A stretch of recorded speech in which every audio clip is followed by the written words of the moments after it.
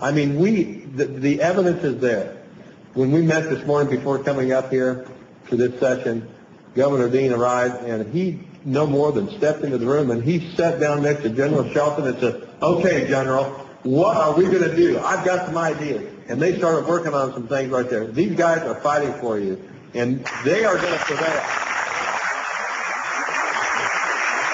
And of course, it's not enough just to say to listen. We need to support the MEK, the PMI. I mean, they are part of that spring awakening, except they started many springs ago, and the rest of the world is just catching on. So to my friends in Ashraf, I did promise you I'd return. I'd see you again somewhere someday. I intend to keep that promise. I will see you again in either a free and democratic Iraq or a free and democratic Iran. It's going to happen.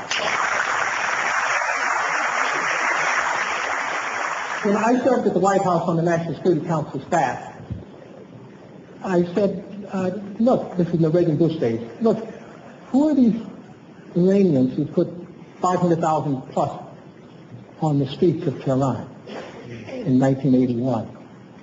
And one of my colleagues said, don't pay any attention to them, because Ayatollah Khomeini has taken over from the Shah, and there is no sustainable Iranian opposition.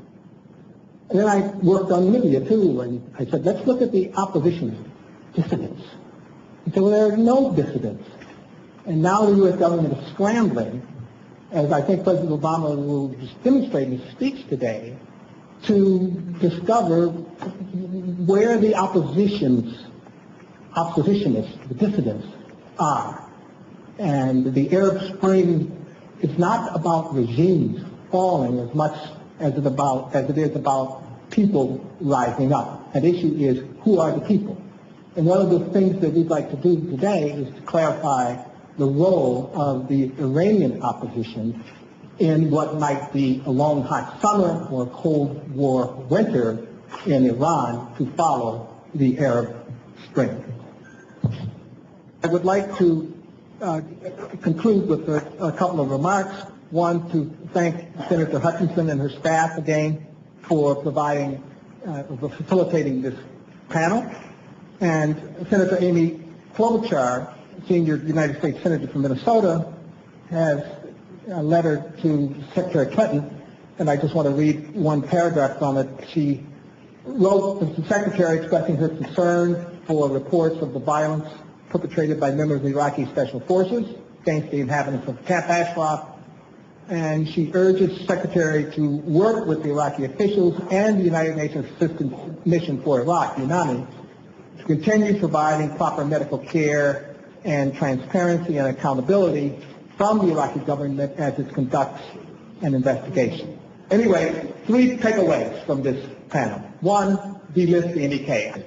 Second point, protect the Ashrafi. And in fact, in that respect, relocation within Iraq is a non-starter. And the third point is that the Arab Spring would get off on would be facilitated, if you will, as a result of the fact that regime change occurs in Iran, not by military force, but by focusing on the Iranian opposition, as we are trying to do as a country with respect to Libya, Tunisia, Egypt.